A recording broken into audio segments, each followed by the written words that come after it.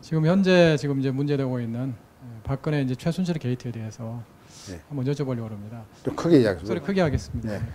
지금 이제 악령 말씀을 여러 번 하셨는데요. 상당히 이제 좀 처음 들어보면서도 지금 이제 이 사태를 이렇게 악령으로 표현하시고 처음 들어보면서도 굉장히 공감이 되는 말씀 같습니다. 네. 이제 실제적으로 뭐 지금 뭐 박근혜 대통령이 샤머니즘의 영향을 받았다 이런 얘기도 있고, 그 다음에 이제 지금 결국에는 이걸 이 사태를 전체적으로 이게 지금 악령의 세력에 영향이 진짜 있지 않은가.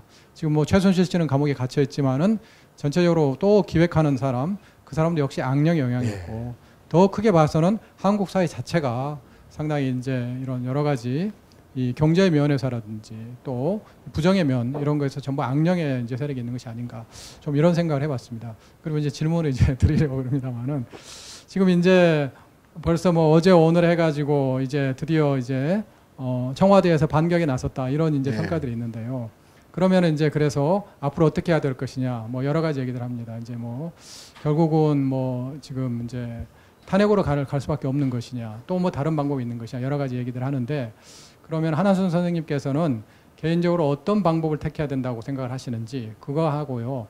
그 다음에 이제 저희가 이제 그리스도인으로서 사실 이제 이런 생각입니다. 그러니까 이제 그리스도께서 아까 이제 비움을 말씀하셨는데, 저는 개인적으로 그리스도께서 굉장히 낮아지심을 통해서, 죽으심을 통해서 구원을 이루신 이제 그런 본을 우리에게 보여주셨는데, 과연 우리가 그리스도인으로서 그렇다면은 이 그리스도의 본을 따라서 이 사태에 우리는 어떤 식으로, 그러니까 이제 낮아짐과 비움과 죽음을 어떻게 우리가 응용을 해서 이 사태에 적용을 해봐야 될 것인가.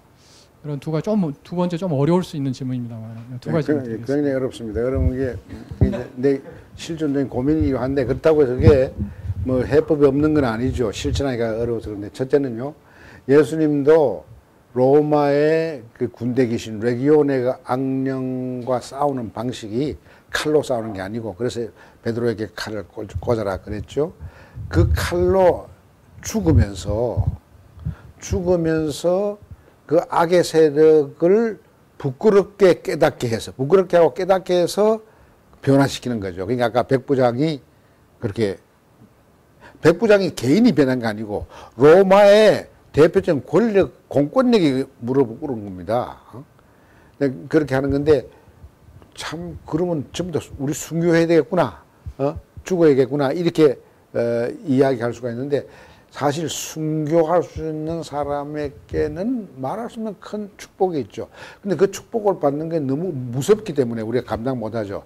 그 다음 단계가 뭐냐면은 사도 바울의 권면입니다. 악이 극성할 때, 너 원수가 너를 죽이려고 그러고 너도 그 사람을 죽이고 싶은데, 서로 죽이고 싶어서 서로 발악하면 서로 죽는 거니까 정말 그거는 문제 해결 아니다. 진짜 문제 해결은 그 원수를 사랑함으로써 숯불을 머리에 얹어라. 숯불을 머리에 얹으라고 하는 것은 부끄럽게 하게, 스스로 부끄러움을 느끼게 해라. 우리가 박근혜 대통령을 어떻게 부끄럽게 할 수 있는가, 그 프로그램을 좀 우리가 짜볼 필요가 있어요. 그러니까 박근혜 씨 머리 위에, 최순실이 머리 위에 숯불을 올려놓는 프로그램이 뭔가, 그걸 공동으로 기도하면서 머리를 짜낼 필요가 있어요. 당장 누가 뭐 폭력을 해서 제거한다는 건, 이는 우리 그리스도인의 방법이 아닙니다. 예수의 방법이 아닙니다. 그러면 순실이와 박근혜 씨, 특히 박근혜 대통령은 그 자기는 사교를 믿지 않는다, 뭐 굿들 했다 그러는데 안 했다 이렇게 하는데요.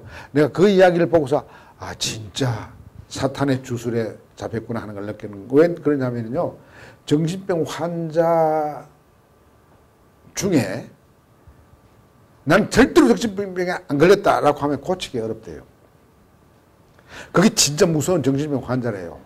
근데 정신병 환자 중에 나 요즘 좀 이상해요 선생님, 내가 좀 약간 내가 봐도 좀 이상하다, 이렇게 이야기하는 사람은 고치기가 쉽답니다. 자기가 절대로 최태민의 주술에 안 빠졌다고 그렇게 공개적으로 이야기하는 거 보고, 주님, 저분은 악령의 주술에 아직도 있습니다. 악령에서 벗어나게 하는, 그 부끄럽게 하는 프로그램이 뭘까? 근데 지금은 막 촛불을 들고 촛불을 들고 막 폭력을 하면은 절대로 안 부끄러워집니다. 악이 생깁니다. 그러니까 박 대통령을 부끄럽게 하는 것은 굉장히 성숙한 평화적인 시위를 통해서 폭력을 절대로 행사를 해서 안 됩니다. 그러니까 지난 토요일 날에는 100만 이상이 모여서 그렇게 했다는 것에 대해서 눈물이 나더라고요. 그래서 아까 내가 5년 전에는 4년 전에는 왜 이따위로 역사를 주관하십니까 하고 대들었던 기도를 했던 제가 주님 제가 잘못 판단했네요. 주님의 생각이 이렇게 깊을 줄 몰랐습니다. 그래서 보세요. 이명박 박근혜 8년 8개월 만에 그 민주주의가 계속 후퇴가 됐는데 시민들은 난 자는 줄 알았어요. 의식화해서 자는 줄 알았는데 잔 게 아니더라고요. 다 하나님께서 깨어서 일할 수 있는 상태로 만들어 놨더라고요. 뭐 우리 운동권 한 사람이나 내가 옛날에 78년에 지식인과 허위인식이나 뭐 민중과 지식인 뭐 이런 거 해가지고서 그때 읽었던 학생들이 뭐 이렇게 386 세대로 나가고 했지만은 그런 나 같은 사람이 있어서가 아니고 이번에는 시민들이 자발적으로 평화적으로 시위행동하고 폭력 안 쓰도록 하고 이런 거 보고서 하나님이 감사합니다. 8년 8개월 동안 민주주의가 후퇴할 때 가슴 아프고 했는데 조용하게 누룩처럼 하늘나라가 번졌군요. 누룩이 번질 때 뭐 소리 내고 번집니까? 하나님이 하시는 일이 있는 것 같아요. 근데 그 누룩처럼 이렇게 번지는 가운데서도 저 주술을 하였는 사람을 어떻게 깨닫게 하는가? 주술에서 벗어나게 하기 위해서 먼저 그 부끄럽게 하는 일을 그 사도 바울은 그 심볼릭하게 메타포로서 머리에 숯불을 얻는다 그랬는데 그게 숯불 21세기 아니 2016년 대한민국에서 11월 말 숯불을 얻는 게 구체적으로 어떻게 나타나야 할 것인가 여러분 네, 숙제를 줍니다. 같이 고민합시다. 참 좋은 메타포예요. 부끄럽게 하나. 제일 훌륭한 스승이 제자를 야단쳐서 창피하게 하는 게 아니고 스스로 부끄러움을 느낄 수 있도록 강제로 이놈아 부끄러워해 아니면 내가 죽여 이거는 절대 부끄러워 안 합니다. 발악시키죠. 부끄럽게 하려면 감동이 있어야 돼요. 백부장이 감동으로 거꾸러진 것은 예수가 저렇게 억울하게 조롱당하면서 아프면서 저 사람들 용서해 주십시오 라고 기도하는 거 보고 야 저거는 우리 황제의 택도 없다 생각 못한다.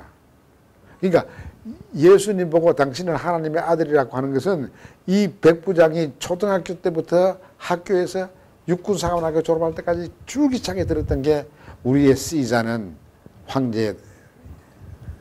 황제는 하나님의 아들이라고 배웠거든요. 그게 로마의 신학 아닙니까? 로마의 신학이 하루아침에 자발적으로 부끄러워서 깨어지는 것이죠. 사형수 당신이 진짜 하나님의 아들이다. 그 말이 나오도록 해야 되죠. 아, 내가 정말 한국 크리스찬들의 성숙한 깨우침으로 내가 주술에서 벗어났습니다. 감사합니다. 그 말이 박근혜 씨 입에서 나올 수 있도록 하는 그게 뭔가. 그게 우리가 고민해야 할 이야기죠. 참 어렵습니다. 욕하기는 쉽고 주먹질하기는 쉬운데 그걸로 절대로 안 돼요.